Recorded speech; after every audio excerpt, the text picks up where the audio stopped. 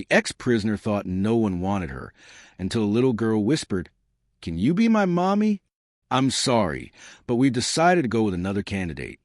The grocery store manager didn't even look Sarah in the eyes while sliding the application back across his desk. "Someone with a more suitable background for our family-friendly environment." Sarah Martinez took the paper with hands that no longer trembled. At 29, she had learned that humiliation was just another type of weather, inevitable, uncomfortable, but it always passed. "I understand," she replied quietly, standing up from the plastic chair that seemed like her last hope 5 minutes ago. It was a 12th no in 2 weeks. Always the same sequence. Initial interest in her accounting experience on the resume, the interview that started well, then the question about the 3-year gap in her work history, the hesitation when she mentioned resolved legal issues, the look that changed, the sudden decision to consider other candidates. The coffee shop had been particularly brutal. "We value honesty," the hipster manager had said, "but our insurance won't cover employees with criminal backgrounds." The retail store was worse. They called security to escort her out after running her background check mid-interview. Each rejection carved away another piece of the fragile confidence she'd rebuilt during her last year in Riverside Women's Correctional. Outside the supermarket, Sarah checked her phone.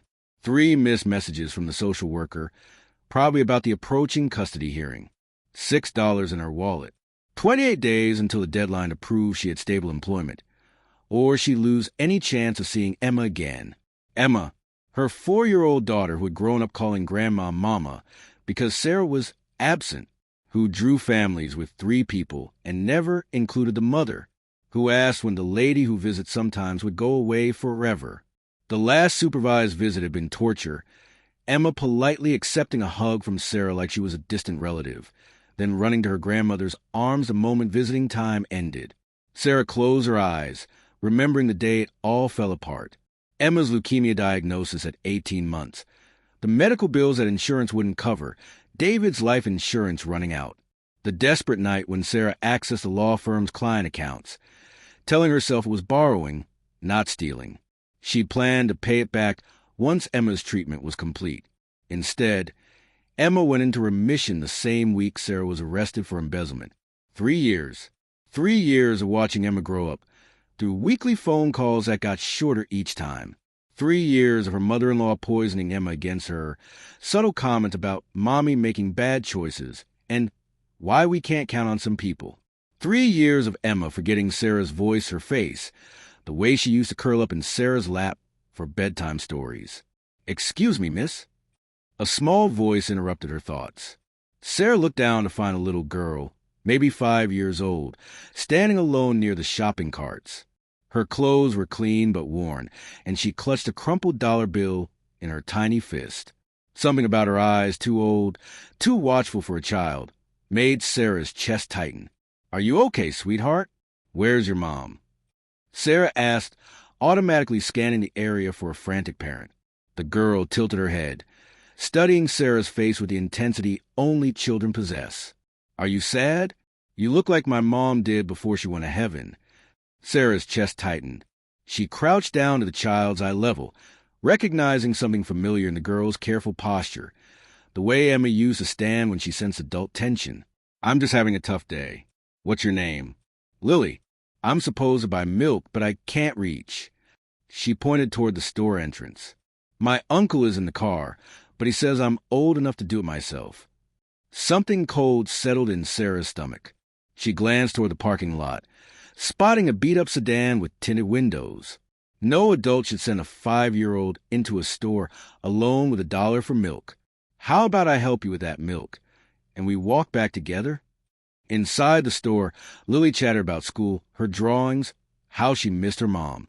But her voice carried that careful brightness Sarah recognized, the way children learn to perform happiness when their safety depended on adult approval.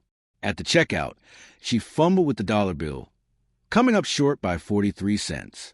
Without thinking, Sarah covered the difference. "Thank you," Lily whispered, then looked up at those devastatingly honest eyes children have. "Do you have kids?" "I..." Sarah paused, the lie ready on her tongue. But something about Lily's genuine curiosity, her obvious loneliness, made the truth spill out. Yes, a little girl. Where is she? The question hit like a physical blow. She's staying with family right now. Lily nodded solemnly. Like me? But my mom went to heaven, so now I live with Uncle Marcus. Her voice dropped to a whisper. He gets angry when I cry about missing her. Sarah's trained instincts from 3 years of navigating prison hierarchies kicked in. The child was afraid, careful, performing. Someone was teaching her to hide her pain. Do you miss her a lot? Every day. Lily's eyes filled with tears. She quickly blinked away. But Uncle Marcus says big girls don't cry. She hesitated, then whispered so quietly Sarah almost missed it. Can you be my mommy? Just for today? Sarah froze. In that moment, surrounded by fluorescent lights and the mundane chaos of grocery shopping, a 4-word question from a stranger's child cracked something open inside her chest. Here was a little girl asking for exactly what Sarah was fighting to give her own daughter. Just the chance to be wanted, to be chosen, to matter to someone. But more than that, Sarah recognized the desperation in Lily's voice. It was the same tone Emma had used during their last phone call, asking if Sarah was ever coming home for real. The same hopeful fear Sarah had carried her entire life, wondering if anyone would ever choose to keep her. What Sarah didn't know was that this chance encounter with Lily would lead to the most dangerous decision of her life, forcing her to use skills she learned in prison that no one suspected she possessed. If this story of second chances and hidden strength is hitting you in the heart, don't forget to subscribe to our channel, because what happens next will completely change how you think about redemption. Walking toward the parking lot with Lily's small hand in hers, Sarah noticed a man in the sedan immediately. Mid-40s, gold chains, expensive watch, but something predatory in how his eyes tracked them. When Lily approached the car, he barely glanced at her, the kind of dismissive look Sarah had seen guards give inmates they considered beneath notice. About time, kid. Get in. His voice was rough, impatient. No warmth for a child who just lost her mother. No acknowledgement that she successfully completed the task he'd given her. This is my new friend, Lily announced proudly, still holding Sarah's hand. She helped me buy milk, and she has a little girl, too. The man's eyes narrowed as they settled on Sarah. She felt him cataloging details, her worn clothes, the way she held herself, whether she posed any kind of threat to whatever game he was playing. Yeah? What's your name? Friend? Sarah. She kept her voice neutral. But every instinct screamed danger.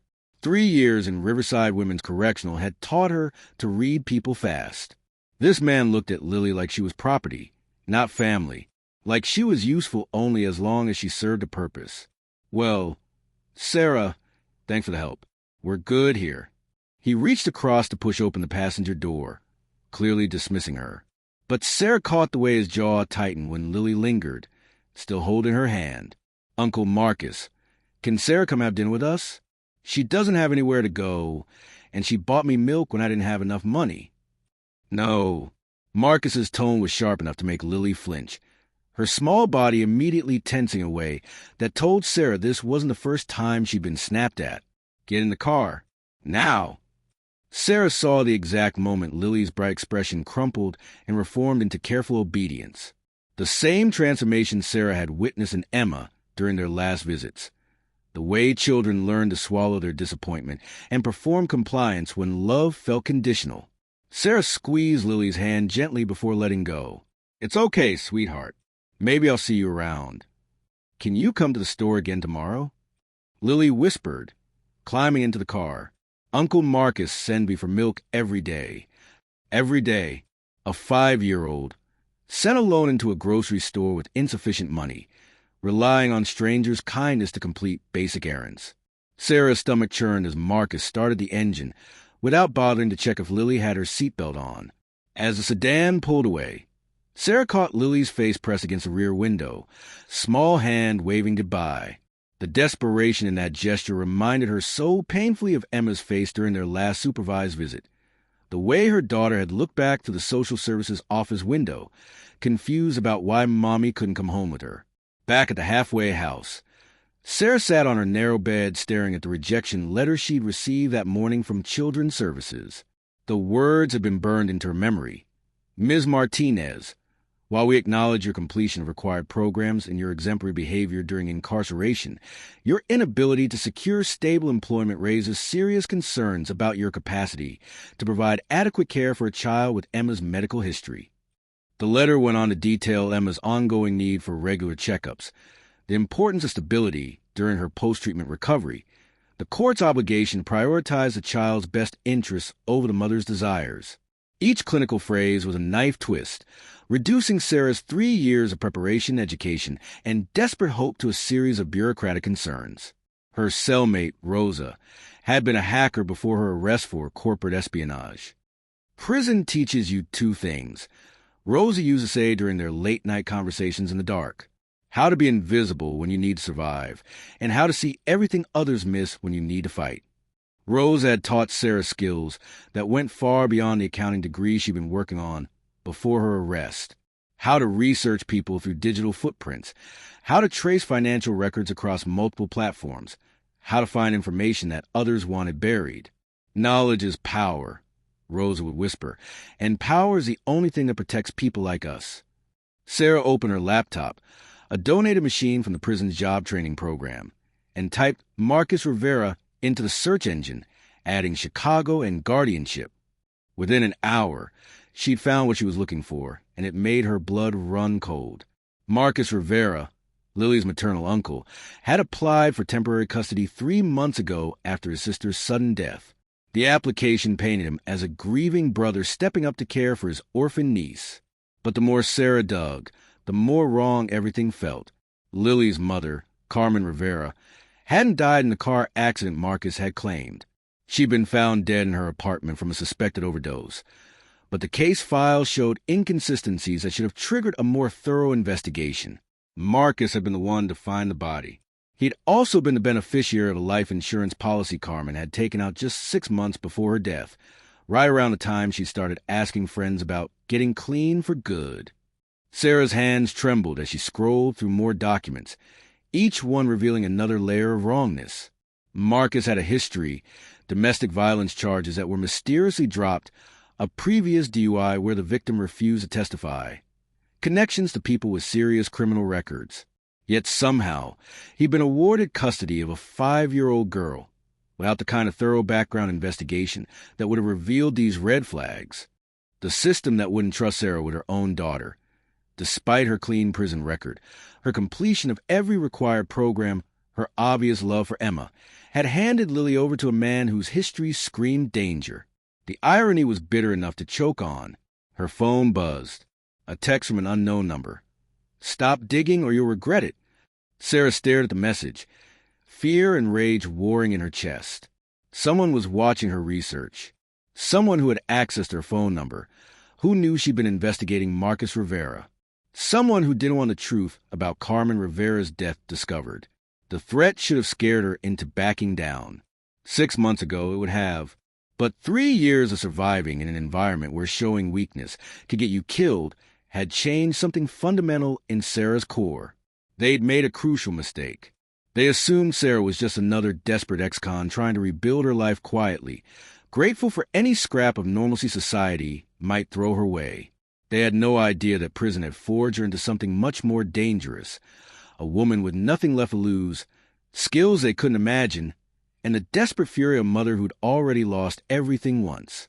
What Marcus and whoever sent that text didn't realize was that threatening Sarah had just activated something she'd kept carefully hidden since her release. The skills she learned behind bars weren't just about survival. They were about justice. And the next morning, Sarah sat in the public library, 3 computers away from a teenager doing homework. She'd learned in prison that the best way to hide was in plain sight. Her fingers flew across the keyboard, accessing databases that most people didn't know existed. Carmen Rivera's autopsy report had inconsistencies. The toxicology showed levels of fentanyl that didn't match a typical user. Too precise, too pure. Someone with pharmaceutical knowledge had administered it. Sarah cross-referenced Marcus's employment history and found something interesting. He'd worked as a hospital orderly for 2 years before Carmen's death. "Excuse me, are you Sarah Martinez?" A voice behind her made Sarah's blood freeze. She slowly turned to see a woman in her 50s, professionally dressed, with kind but sharp eyes. "Depends who's asking." "Detective Linda Walsh, Chicago PD, retired." The woman sat down uninvited. "I've been watching you research the Rivera case. I worked Carmen's death before I retired last month." Sarah's hand moved instinctively to close the laptop, but Walsh raised her hand. "Relax. I'm not here to arrest you. I'm here because someone needs to care about that little girl, and the system sure as hell isn't doing it." "I don't know what you're talking about." Walsh smiled grimly. "Sarah, I know exactly who you are. Former accountant, embezzlement conviction, fighting for custody of your own daughter. And right now, you're the only person asking the right questions about Carmen Rivera's death." Sarah studied the older woman's face. "Why should I trust you?" "Because Marcus Rivera threatened my investigation 6 months ago. Said I'd regret digging into his family's business." Walsh leaned forward. 3 days later, my captain mysteriously reassigned me to cold cases, and Carmen's file got buried. Someone with serious connections wanted that case to disappear. For the first time in days, Sarah felt something like hope. "What do you know?" Walsh pulled out a thin folder. Carmen was getting clean. She'd been in NA for 4 months, had a sponsor, was planning to leave Chicago with Lily. The night she died, she called her sponsor in a panic, said Marcus was pressuring her to sign custody papers just in case something happened. Sarah's jaw tightened. Life insurance? $200,000. But here's the kicker. Carmen tried to change a beneficiary to Lily the week before she died. The insurance company has no record of the paperwork being processed. They worked in silence for an hour, Walsh sharing her unofficial files, while Sarah used her digital skills to trace financial records. The picture that emerged was uglier than either had imagined. Marcus wasn't just Lily's guardian. He was systematically stealing from her inheritance, using her Social Security benefits, and had already started the process to adopt her permanently. "There's more," Walsh said quietly. "I've been watching Marcus since Carmen died. He's got gambling debts, owes money to some very dangerous people. Lily isn't just a meal ticket. She's his insurance policy." Sarah's phone buzzed. Another threatening text. "Last warning. Drop it or both you and the cop will have accidents." Walsh saw the message and laughed bitterly. "Amateur mistake. Only someone with access to police databases would know I'm involved now." She looked at Sarah with new respect. "You got skills I don't expect, don't you? Prison taught you more than just bookkeeping." Sarah met her eyes. "Rosa, my cellmate, was in for cybercrime. She taught me things the system doesn't know I can do." "Good. Because I got an idea that's completely illegal, totally off the books, and probably our only shot at saving that little girl." Walsh's smile was predatory. "Marcus thinks he's untouchable because he's got protection, but he doesn't know we're coming." That evening, Sarah returned to the grocery store, where she'd met Lily. She waited in the parking lot until the beat-up sedan appeared. This time, she was ready with a plan that would either save Lily or destroy what was left of Sarah's own life. As Marcus sent Lily into the store alone again, Sarah quietly attached a small GPS tracker under his car, a device Walsh had borrowed from evidence storage. Phase 1 of their operation was now in motion. What Marcus couldn't possibly know was that threatening 2 women who'd already lost everything had just sealed his fate. Sarah and Walsh weren't just investigating anymore. They were hunting, and the prey had no idea that the hunter had learned to be patient, precise, and absolutely ruthless when a child's life was at stake. The GPS tracker led them to Marcus's real operation 3 days later. Not his apartment, but a rundown warehouse on the south side where he'd been running an illegal gambling ring using Carmen's life insurance money as startup capital. Sarah and Walsh watched from across the street as Marcus emerged, clearly agitated, shouting into his phone. "The kid's asking too many questions about her mom.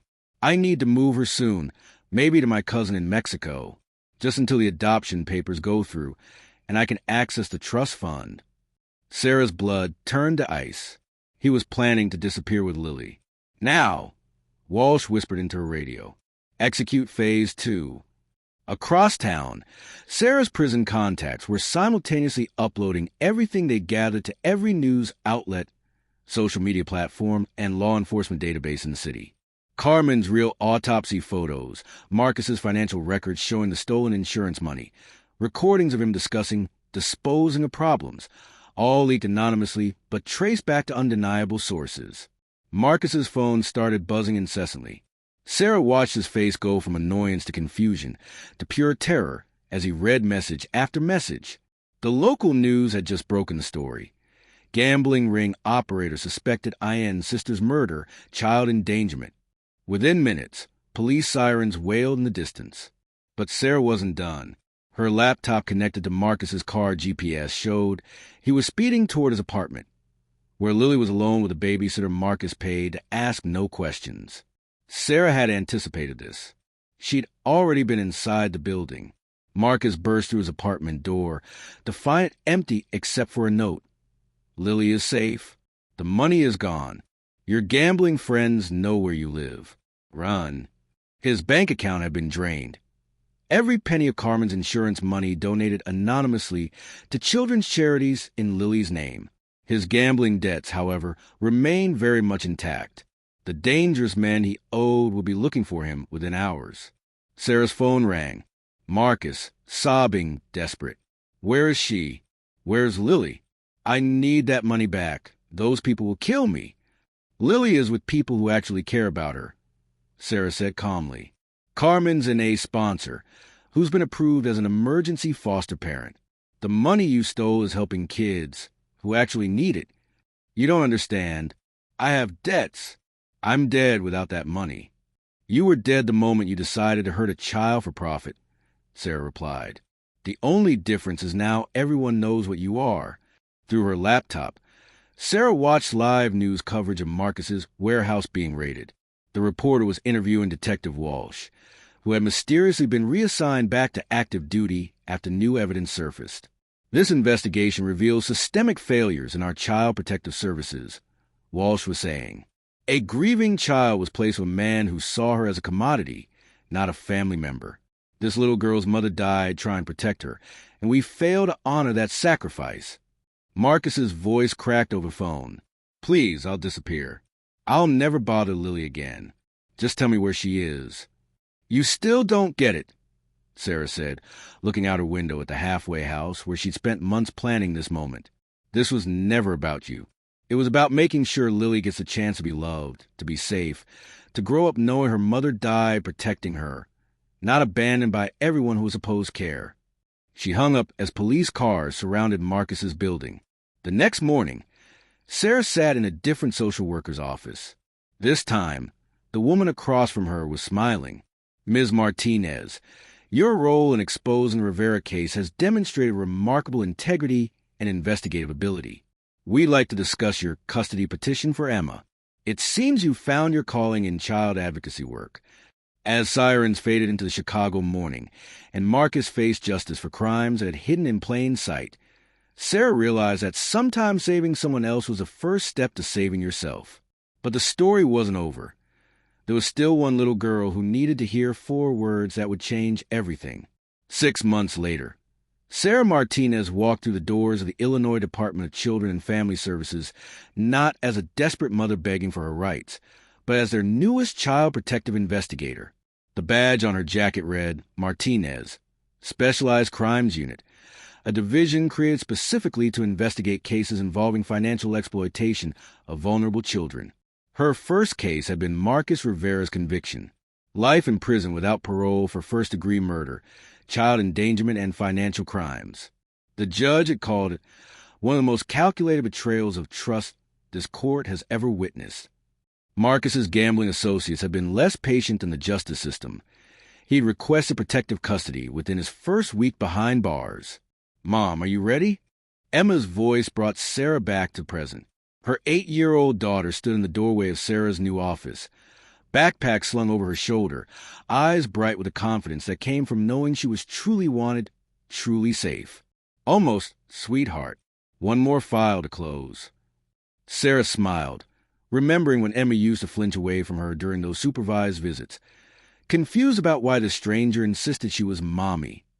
The custody hearing had been swift once Sarah's role in the Rivera case became public. The judge who had once questioned Sarah's fitness as a parent was the same one who commended her extraordinary dedication to child welfare and granted full custody immediately. A knock on her door interrupted her thoughts. "Come in." Detective Walsh entered, followed by a woman Sarah recognized as Carmen Rivera's NA sponsor, Maria Santos. Between them walked a little girl with familiar golden curls, now longer and styled with colorful barrettes. Lily. Emma rushed forward, and the two girls embraced like long-lost sisters. They'd met several times over the past months, as Sarah helped facilitate Lily's transition to Maria's guardianship. "Sarah," Maria said warmly, "we wanted to thank you one more time before the adoption becomes final tomorrow. Lily has something she wants to tell you." Lily approached Sarah's desk, her eyes no longer holding that desperate sadness from the grocery store. She was healthy, laughing, secure in the knowledge that Maria genuinely loved her. "Miss Sarah," Lily began, then paused, looking up with those devastatingly honest eyes children have. "Remember when I asked if you could be my mommy?" Sarah's throat tightened. "I remember, sweetheart." "Well," Lily continued with the wisdom of a child who survived too much, "I know now that mommies aren't just the people who birth you. Sometimes mommies are the people who save you." She reached into her pocket and pulled out a crayon drawing. Two women and two little girls standing in front of a house with hearts floating above their heads. At the bottom, in careful kindergarten letters, "My family that chose me." "You saved me from the scary man," Lily whispered, "and then you helped Maria save me forever. So you're like my first mommy, and Maria is my forever mommy. Is that okay?" Sarah knelt down and pulled Lily into her arms, feeling Emma join the embrace. "That's more than okay, sweetheart. That's perfect." Later that evening, as Sarah tucked Emma into bed in their small but cozy apartment, her daughter looked up thoughtfully. "Mom, why did you help Lily when you didn't even know her?" Sarah considered her answer carefully. "Because sometimes, baby girl, we help others not because we know them, but because we know how it feels to need help. And because saving someone else can teach you how to save yourself. Like when you saved me by learning how to be brave." Exactly like that. As Sarah turned off the lights and walked to her own room, she passed a framed letter on her hallway wall. Her official commendation from the governor for exceptional service in protecting vulnerable children. Next to it hung Emma's school photo and Lily's drawing of their chosen family. Marcus had tried to destroy Sarah by threatening her investigation. Instead, he had awakened something in her that transformed not just her life, but her purpose. The ex-convict who couldn't get hired at a grocery store had become the advocate who ensured other children would never suffer what Lily had endured. The woman everyone rejected had learned the most important truth of all. Sometimes the greatest second chance comes not from being chosen by others, but from choosing to fight for those who can't fight for themselves. Sarah discovered that redemption isn't about erasing your past. It's about using that past to build a better future for others. Her prison experience hadn't ruined her life. It had prepared her for the moment when courage mattered most. If this story of second chances and the power of chosen family touched your heart, subscribe to our channel for more incredible true stories that prove it's never too late to rewrite your ending. Because sometimes the greatest victories come from the battles we fight not for ourselves, but for the innocent souls who whisper, "Can you save me too?"